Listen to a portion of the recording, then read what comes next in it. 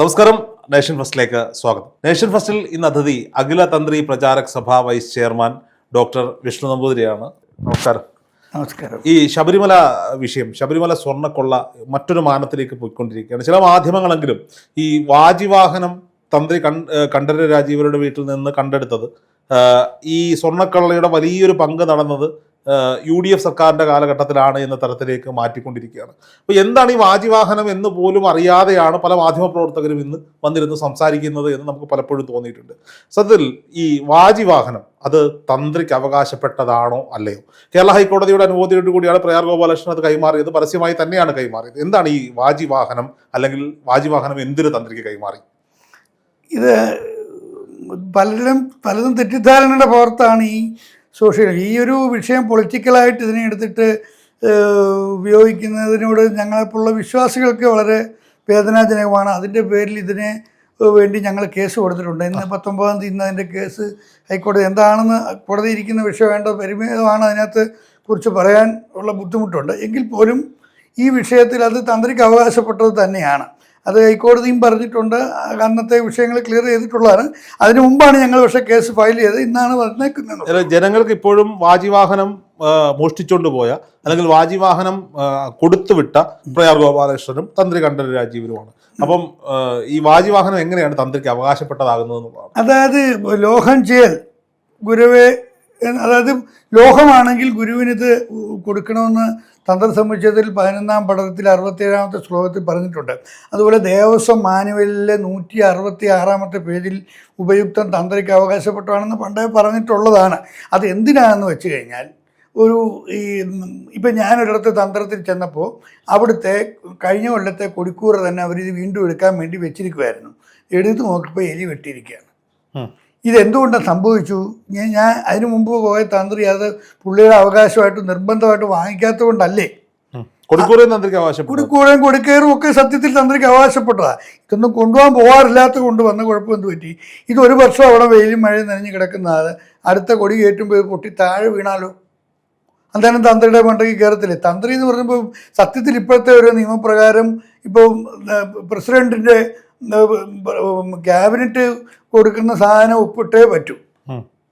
ഇനി വേണേൽ ഒന്നുകൂടെ പുനഃപരിശോധിക്ക് വിടാമെന്നുള്ളതല്ലാതെ മൂന്നാമതും ഒപ്പിട്ടില്ലെന്നുണ്ടെങ്കിൽ ഇമ്പിച്ച് ചെയ്യത്തില്ലയോ? ഇത് തന്നെയാണ് ദേവസ്വം ബോർഡിൽ തന്ത്രിയുടെ ഒരു അവസ്ഥ. അപ്പോൾ അങ്ങനെയുള്ള ഈ ദേവപ്രശ്നം അല്ലെങ്കിൽ താന്ത്രിക ആചാരമായ കാര്യങ്ങളും ഭരണവുമായിട്ട് കൂട്ടിക്കുഴയ്ക്കാതെ അത് ഇങ്ങനെയുള്ള ഒരു വളരെ വേദനാജനകമാണ്. അപ്പം അങ്ങനെയാണെങ്കിൽ നാളെ ഒരു ആചാരവും നടക്കാതെ വരും. നമുക്ക് എന്തോ വേണമെന്ന് വിചാരിച്ചിട്ട് എല്ലാം എങ്ങനെയും ആട്ടെന്ന് വെച്ചാൽ ഈ പ്രസ്ഥാനം തന്നെ നിന്ന് പോകും. ഇതിൻ്റെ പിന്നിൽ എനിക്കൊരു സംശയം തോന്നുന്നത് മറ്റ് മതസ്ഥരുടെയൊക്കെ ജിഹാദി അജണ്ടയുണ്ടോ എന്ന് പോലും നമ്മൾ സംശയം തോന്നിപ്പോവുകയാണ്. കാരണം പലരും ഇതിനു വേണ്ടി വിമർശിക്കുന്നവരൊക്കെ, ഞാൻ ചോദിക്കട്ടെ, ഒരു മുഹമ്മദിനെ വിമർശിച്ച കൈയും കാലും വെട്ടും. അല്ലെങ്കിൽ മറ്റുള്ള പലരുമാണെങ്കിൽ അവരുടെ പെണ്ണ് കേസിലുള്ളവരെ പോലും ന്യായീകരിക്കുന്നിടത്ത് ഹിന്ദുക്കൾ ന്യായീകരിക്കാൻ പോകില്ല. ഞങ്ങളും പറയുന്നത് എന്താ, അദ്ദേഹം തെറ്റ് ചെയ്തിട്ടുണ്ടെങ്കിൽ ശിക്ഷിക്കപ്പെടണം. പക്ഷേ തെളിയുന്നിടം വരെ 1000 അപരാധികൾ രക്ഷപ്പെട്ടാലും ഒരു നിരപരാധി പോലും ശിക്ഷിക്കാൻ പാടില്ല. കുറച്ച് കാലം കഴിഞ്ഞിട്ട് ഇതെല്ലാം മണിക്കിണറ്റിൽ കിടത്തുമെന്ന് പറഞ്ഞാലോ? അപ്പോൾ എന്തിനും ഇതിനെ കോടതിയുടെ വിഷയത്തിൽ നമുക്ക് ഈ കോടതിയെ നമ്മൾ വിശ്വസിക്കുന്നില്ല. കോടതി എന്ന് പറഞ്ഞാൽ ജഡ്ജിയും ഒരു മനുഷ്യനാണ്. അവരുടെ മുമ്പിൽ കിട്ടുന്ന തെളിവ് വെച്ചിട്ട് മാത്രമേ അവർക്ക് പറയാൻ പറ്റത്തുള്ളൂ അവിടെ കൊടുക്കുന്നത് കൃത്രിമമാണോ അല്ലയോ എന്ന് ആദ്യം നമുക്കറിയാൻ പറ്റത്തില്ല. ഇപ്പം എത്ര വർഷം കഴിഞ്ഞിട്ടാണ് മറ്റു പല അപ്പം അങ്ങനെയൊക്കെ ഉള്ളിടത്ത് ഇതിങ്ങനെ പോകുന്നത് വളരെ വേദനാജനകമാണ്. ഓക്കെ. ഈ വാജിവാഹനം എന്ന് പറയുന്ന അയ്യപ്പന്റെ വാഹനമാണ്. അത് സ്വാഭാവികമായും ധ്വജത്തിൽ പ്രതിഷ്ഠ ചെയ്തിട്ടുണ്ടായിരുന്നു. അത് പൊളിച്ചെടുത്തപ്പോൾ തന്ത്രിക്ക്, പക്ഷെ തന്ത്രിക്ക് വേണമെങ്കിൽ ആ വാജിവാഹനത്തിലെ ലോഹഭാഗങ്ങൾ ഉരുക്കി മറ്റാവശ്യങ്ങൾക്ക് ഉപയോഗിക്കാമെന്ന് പറഞ്ഞ് അദ്ദേഹത്തിന്റെ ഇഷ്ടമാണ്. വേണമെങ്കിൽ അദ്ദേഹത്തിന്റെ ചോയ്സാണ്. മറ്റൊരു സംശയം, ഇപ്പോൾ പല നമ്പൂതിരിമാരും പല ബ്രാഹ്മണരും പറയുന്ന ഒന്നുണ്ട്, ദേവന്റെ പിതൃസ്ഥാനമാണ് തന്ത്രിക്ക്. അതാണ് നമ്മൾ കേട്ടിട്ടുള്ളത്. അങ്ങനെ ഒന്നില്ല, അങ്ങനെ പിതൃസ്ഥാനം ഒന്നും ദേവനില്ല. അതൊക്കെ അത് സാങ്കല്പികമാണല്ലോ. ഇതിപ്പം ഞാൻ എങ്ങനെ കാണുന്നു എന്നുള്ള കാരണം എന്താണെന്ന് വെച്ച് കഴിഞ്ഞാൽ ദേവൻ മൈനറാണ്. ദേവന്റെ കാര്യം പറയണമെങ്കിൽ പിതാവിനെ പോലെ ഒരു അതിനോട് തോന്നലുണ്ടെങ്കിൽ മാത്രമല്ലേ അതിനെ സംരക്ഷിക്കാൻ പറ്റത്തുള്ളൂ. അല്ലാതെ കാണുന്ന ഇപ്പം പള്ളിയിൽ അച്ഛന്മാരെ എല്ലാവരും അച്ഛാ എന്നാണ് എല്ലാവരും വിളിക്കുന്നത് എന്നും പറഞ്ഞ് അതിന് മറ്റൊരർത്ഥം കൊടുക്കാറുണ്ടോ? ഇല്ല, അവിടെ ആ സങ്കല്പം തന്നെയാണ്. ഈ പിതൃസ്ഥാനം എന്ന് പറഞ്ഞാൽ ഇതാണ്. 12 രാജാവ് പിതൃസ്ഥാനമാണെന്ന് പറയുന്നു. ആ സ്ഥാനമാണ്. മാതാപിതാ ഗുരു ദൈവം. ആ ഗുരു എന്നാ പറഞ്ഞേക്കുന്നത്. ഗുരുവിന് ഒരു അച്ഛൻ്റെ ഗുരുവിനും അമ്മയ്ക്കും ഗുരുവിനും ഒരേ സ്ഥാനമല്ലോ. അങ്ങനെ പറയുമ്പോൾ അത് പിതൃസ്ഥാനമാണെന്ന് പറയും. ഈ കോൺക്രീറ്റിൽ പണിതീർത്ത വളരെ നല്ലൊരു ചോദ്യമാണ്. കോൺക്രീറ്റിൽ പണിതീർത്ത കൊടിമരം എങ്ങനെ ചിതറിയിരിക്കുമെന്നൊരു ചോദ്യമുണ്ട്. അങ്ങനെയല്ല, കോൺക്രീറ്റ് വീടുകൾ ചിതറിയിരിക്കുന്ന കണ്ടിട്ടില്ലയോ? ഇപ്പം ആ ചോദ്യം തന്നെ തെറ്റാണ്. 2, ഈ കൊടിമരത്തിൻ്റെ വിഷയത്തിൽ എന്താണെന്ന് വെച്ച് കഴിഞ്ഞാൽ അത് ദേവപ്രശ്നത്തിൽ 4-ാം ഭാവത്തിൽ അല്ലെങ്കിൽ 10-ാം ഭാവത്തിൽ അതിൻ്റെ സ്ഫുടങ്ങളൊക്കെ വെച്ചിട്ട് ആ കൊടിമരത്തിന് കേടുപാടുകളുണ്ട് അല്ലെങ്കിൽ ദേവൻ അഹിതമാണ് എന്നായിരിക്കും അതിനകത്ത് കാണിക്കുന്നത്. അതിൽ നിന്ന് പിന്നെ നമ്മൾ ഇന്റർപ്രറ്റ് ചെയ്യുന്ന ഒരു ജ്യോത്സ്യം പറയും ചെതലരിച്ചതായിരിക്കും, മറ്റേ ജ്യോത്സ്യം പറയും അത് ഇളകിയതായിരിക്കും, വേറൊരാൾ പറയും പുഴു വന്നതായിരിക്കും, വേറൊരാൾ പറയും കൂണ് വന്നതായിരിക്കും. ഇതിനത് ഒരു ചർച്ചയുടെ ഭാഗമായിട്ട് പറയുന്ന ഒരു പോയിന്റാണ്. അതിന് ഹൈലൈറ്റ് ചെയ്തിട്ട് കോൺക്രീറ്റ് ചെതലരിച്ചു എന്ന് വ്യാഖ്യാനിക്കുന്നതുകൊണ്ടുള്ള കുഴപ്പമാണ് ഒന്ന്. അതിനകത്ത് വേറൊരു പ്രധാനപ്പെട്ട കാര്യം എന്താണെന്ന് വെച്ച് കഴിഞ്ഞാൽ കൊടിമരം എന്നാണ് പറയുന്നത്. എന്തുകൊണ്ടാണ് അങ്ങനെ പറയുന്നത്? ഈ കൊടിമരം എന്താണെന്നറിയാമോ? എന്താ കൊടിമരം എന്ന് പറഞ്ഞാൽ ആ ക്ഷേത്രത്തിന്റെ ലൈറ്റ്നിങ് അറസ്റ്ററാണ്, മിന്നൽ രക്ഷാചാലകമാണ്. ഏതെങ്കിലും അമ്പലം ഇടിവെട്ടിയാൽ കേട്ടിട്ടുണ്ടോ? ഇല്ല. എന്താ? എന്നാൽ കൊടിമരം ഇടിവെട്ടിയായിട്ട് നമ്മൾ അടുത്ത കാലത്ത് തിരുവല്ലയിലെ പ്രശ്നത്തിൽ ഞാൻ പങ്കെടുത്ത അഷ്ടമംഗല പ്രശ്നത്തിൽ പങ്കെടുത്ത എന്താ അവിടെ സംഭവിച്ചത്? കോൺക്രീറ്റ് കൊണ്ടുള്ള കൊടിമരം അകത്തെ മരത്തിന് പകരം തെമ്മാടിക്കും തേക്കും തടിക്കും എവിടെയും കിടക്കാം. തേക്കും തടി താഴെ മുട്ടാതെ കൊണ്ടുവന്നത് ട്രീറ്റ് ചെയ്ത് എണ്ണയിൽ ട്രീറ്റ് ചെയ്തിട്ട് ആണ് അത് വെക്കുന്നത്. 500 കൊല്ലത്തിന് മേളിൽ നിൽക്കും അത്. എന്തിനാ അത് വെക്കുന്നതെന്ന് പറഞ്ഞാൽ ഈ പുറത്തിറക്കുന്ന ചെമ്പ് പറ കണ്ടക്ടറാണ്, ഇലക്ട്രിക് കണ്ടക്ടറാണ്. അത് അതിൻ്റെ ആകൃതി തന്നെ അതാ. നമ്മൾ കണ്ടില്ലയോ ഈ ഇതിൻ്റെ മേളിൽ വെച്ചേക്കുന്ന സാധനത്തിൻ്റെ കൂട്ട ഇങ്ങനെ അതിൻ്റെ പോയി ആ അടുക്കടുക്കായിട്ടാണ് വന്നേക്കുന്നത്. അത് തന്നെയാണ് താഴത്തെ പഞ്ചവർഗവും. അത് ഇങ്ങനെ ഭൂമിയിലോട്ട് പോകാൻ വേണ്ടിയിട്ടാണ്. അപ്പം അവിടെ അകത്ത് ഈ കണ്ടക്ടറായുള്ള കോൺക്രീറ്റിനകത്തെ കമ്പി ഉണ്ടെങ്കിൽ അവിടം വരെ ഈ ലോഹത്തെ കൂടെ പോയ കറണ്ട് നമ്മുടെ ഈ 110 kV കിളി വന്നാൽ കറണ്ട് അടിക്കത്തില്ല, നമ്മൾ പിടിച്ചാൽ കറണ്ട് അടിക്കുമെന്ന് പറഞ്ഞ പോലെ അതിലും വലിയ കണ്ടക്ടർ അതിനകത്തോട്ടാണ് താഴോട്ട് പോയിരിക്കുക. അത് 10 അടി താഴോട്ട് കുഴിച്ചിട്ടേക്കുക.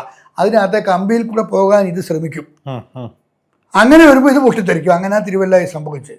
അതാരും പറയുന്നില്ലെന്നുള്ളേ ഉള്ളൂ. ഈ വിശ്വാസം മാത്രമേ പറയുന്നുള്ളൂ.